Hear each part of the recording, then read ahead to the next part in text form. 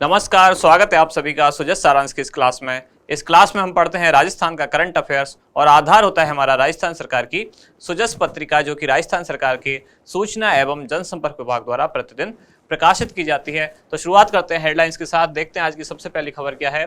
तो जैसा कि कल बाल दिवस था, उसी के संदर्भ में मुख्यमंत्री ने कुछ बच्चों से मुलाकात की और इसमें उन्होंने कहा कि बच्चों को महान संस्कृति एवं महापुरुषों की जीवनी पढ़ाएं। और मुख्यमंत्री ने बाल अधिकार सप्ताह इसका शुभारंभ किया। कब? 14 नवंबर 2022। तो इसी से संबंधित और कई जानकारी हैं, जैसे मुख्यमंत्री ने पंडित नेहरू की प्रतिमा पर पुष्प अर्पित किए, बाल हितैषी पंचायत अभियान जागरूकता रथ को हरी झंडी दिखाकर रवाना किया।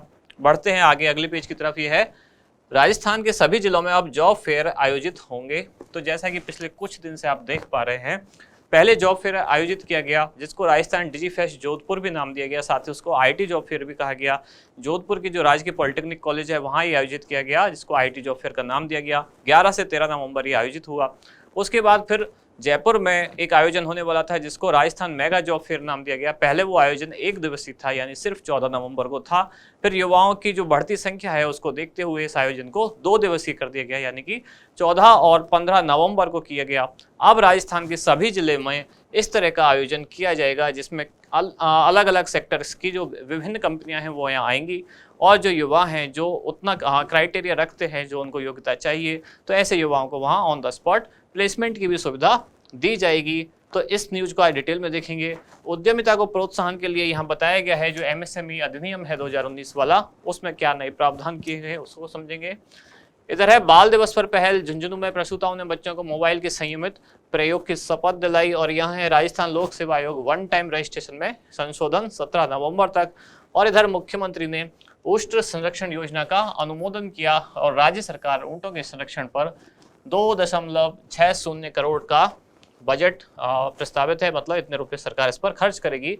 तो इस योजना के तहत जो मादा ऊंट है और साथ ही उसका जो बच्चा है, उन दोनों का एक आई कार्ड यानी कि एक पहचान पत्र बनाया जाएगा और बनने के बाद उनको 5,000 रुपये मिलेंगे पशुपालक को। और जब उस बच्चे की उम्र 1 साल पूरी हो जाएगी तो 5,000 रुपये की दूसरी किस्त पशुपालक के खाते में जमा की जाएगी। आगे बढ़ते हैं। ये है प्रशासन में पारदर्शिता हेतु एक नया विधेयक लाया जा रहा है और राज्य विधानसभा में एक संग्रहालय देखकर बच्चे रोमांचित हुए। तो बाल दिवस के अवसर पर राजस्थान विधानसभा के अंदर जो संग्रहालय है जो नया बनाया है, जिसका नाम है राजनीतिक आख्यान संग्रहालय, तो बच्चों का कल उसमें प्रवेश निःशुल्क रखा गया। और इधर है जोधपुर में मंडौर उद्यान, जहां light and 3D sound show जो था वो आयोजित किया गया। बढ़ते हैं आगे। अगले पेज पर है भीलवाड़ा के किसान राज्य के 8 अन्य जिलों में भ्रमण पर निकले। ये कृषि में नवाचार सीखने के लिए पूरे राजस्थान के भ्रमण पर निकले हैं। और इधर बच्चों को गुड टच और बैड टच का फर्क सिखाने के लिए ये राजस्थान पुलिस का एक विज्ञापन है, एक पहल है। इसके बाद देखते हैं इंडेक्स। आज केवल 2 ही खास चीजें हैं जो एग्जाम के पॉइंट ऑफ व्यू से जरूरी है। एक तो अब राजस्थान के सभी जिलों में आयोजित होंगे क्या? Mega job fair. और दूसरा जो एमएसएमई अधिनियम है 2019 वाला, उसमें कुछ नए प्रावधान किए गए, उनको समझेंगे। तो मेगा जॉब फेयर, पहले इस पर नजर डालते हैं। इस मेगा जॉब फेयर के अंतर्गत 2 चीजें हैं। पहली तो हम लगातार कई दिन से पढ़ ही रहे हैं, आईटी जॉब फेयर जो जोधपुर में आयोजित हुआ, इसी को राजस्थान डिजी फेस्ट भी नाम दिया गया। राजस्थान डिजी फेस्ट कब से कब आयोजित हुआ? 11 से 13 नवंबर। कंफ्यूज होने की जरूरत नहीं है, क्योंकि एक राजस्थान डिजी फेस्ट पहले अगस्त में यानी कि 19 और 20 अगस्त को जयपुर के बिरला ऑडिटोरियम में आयोजित हो चुका है। और ये राजस्थान डिजी फेस्ट जो कि जोधपुर में आयोजित हो रहा है, ये 11 से 13 नवंबर यानी कि 3 दिवसीय है, जो कि राजकीय पॉलिटेक्निक कॉलेज जोधपुर में आयोजित हो रहा है। यहाँ इसका मुख्य उद्देश्य क्या है? युवाओं को रोजगार देना, जैसे कि विभिन्न डिग्रीधारी, diploma, ITI, post graduate, fresher या फिर अनुभवी जो युवा हैं उनको आईटी यानी कि इंफॉर्मेशन सेक्टर या फिर अन्य तरह की जो भी सेक्टर्स की कंपनियां हैं उन सभी में रोजगार के अवसर उपलब्ध कराना इस आयोजन का प्रमुख उद्देश्य था। कौन से विभाग द्वारा आयोजन किया गया? तो राजस्थान सरकार का सूचना प्रौद्योगिकी एवं संचार विभाग, इसी विभाग द्वारा जो पहला राजस्थान डिजी फेस्ट था, यानी कि इससे पहले जो आयोजित हुआ जयपुर में, वो भी इसी विभाग द्वारा आयोजित किया गया। क्या क्या विशेषताएं? तो इसमें 250 से ज्यादा कंपनियां आई, लास्ट जानकारी के अनुसार लगभग 270 प्लस थी।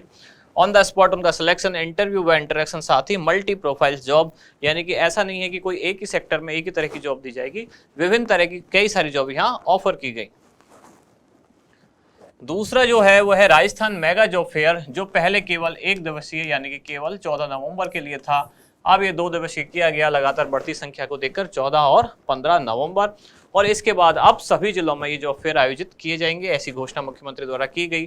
तो ये जो Rajasthan mega job fair Jaipur में कहाँ आयोजित हुआ, बिरला ऑडिटोरियम जयपुर में, डेट याद रखनी है।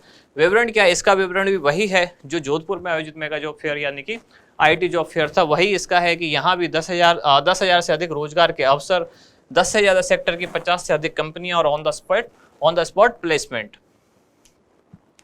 अगली न्यूज की तरफ बढ़ते हैं, ये है लघु उद्योगों को प्रोत्साहन देने हेतु एमएसएमई अधिनियम 2019। तो राज्य सरकार लगातार ये प्रयास कर रही है कि उद्योगों को प्रोत्साहन दिया जाए, जैसे कि डॉक्टर अंबेडकर दलित आदिवासी उद्यम प्रोत्साहन योजना हो, या लघु उद्योग प्रोत्साहन योजना हो, या इसके अलावा महिलाओं को प्रोत्साहन देने के लिए अभी महिला बैंक जो महिला निधि की स्थापना करने जैसी बात हो। कुल मिला के बात है सरकार, या आई स्टार्ट जैसे कार्यक्रम हो, तो सरकार का लगातार ये प्रयास है कि हर सेक्टर के लोगों को, हर क्षेत्र के लोगों को, चाहे वो आदिवासी हों, दलित हों, महिलाएं हों, या जो लोग स्टार्टअप करना चाह रहे हों, ऐसे युवा हों, तो सरकार सभी के लिए तरह तरह के कुछ प्रावधान ला रही है। ये जो प्रावधान है ये किस लिए है, ये एमएसएमई सेक्टर के उत्थान के लिए है।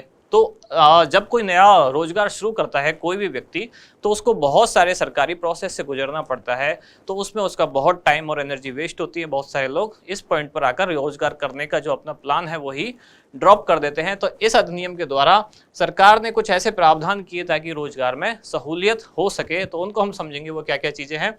जैसे कि यह अधिनियम लागू कब से हुआ, 17 जुलाई 2019 से। उद्देश्य क्या है, सूक्ष्म लघु और मध्यम उद्योगों की व्यवधान रहित स्थापना। विशेषताएं इस अधिनियम के लिए, इस अधिनियम के निष्पादन हेतु एक वेब पोर्टल लॉन्च किया गया। वेब पोर्टल का नाम इंपॉर्टेंट है, ऑब्जेक्टिव क्वेश्चन में पूछा जा सकता है। इसका नाम है rajudyogmitra.rajasthan.gov.in। राज उद्योग मित्र आपको खासकर याद रखना है, ये इस वेब पोर्टल का नाम है।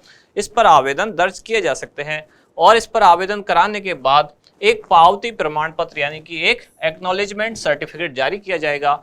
और यदि आवेदक को ये पावती प्रमाण पत्र यानी कि एक्नॉलेजमेंट सर्टिफिकेट मिल जाता है, उसके बाद उसको विभिन्न तरह की जो अड़चनें हैं, जो सरकारी प्रोसेस में आने वाली बाधाएं हैं, उनसे उसको 5 वर्ष के लिए छूट प्रदान कर दी जाएगी। तो जब ये अधिनियम लागू हुआ यानी कि 17 जुलाई 2019 को, तब इसमें ये छूट थी 3 वर्ष, और अब बजट 2022-23 में इस छूट को बढ़ाकर कितना कर दिया गया, 5 वर्ष। अब चलते हैं आगे और देखते हैं लास्ट में हमारा जो क्वेश्चन है कि लघु उद्योगों को प्रोत्साहन देने के लिए लाए गए एमएसएमई अधिनियम के तहत किसी भी उद्योग को शुरू करने के लिए विभिन्न अनुमतियों में कितने साल की छूट प्रदान कर दी गई है, 3 साल, 5 साल, 10 साल या 7 साल। तो क्या होगा इसका उत्तर, वो आप बताएं कमेंट्स में। अब मिलते हैं कल अगली न्यूज के साथ अगली क्लास में। धन्यवाद।